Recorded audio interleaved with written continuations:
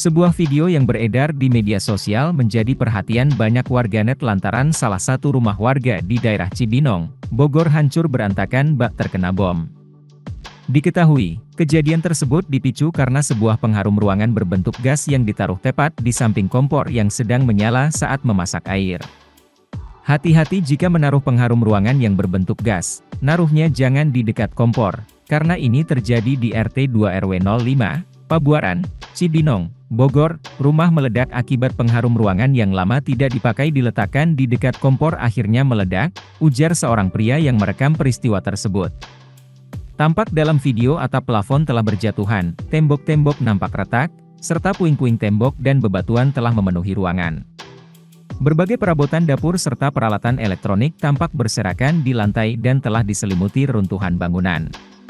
Walau tak diketahui pasti berapa kerugian yang dialami pemilik rumah, namun melihat dari tingkat kerusakannya, warga tersebut diduga rugi ratusan juta rupiah.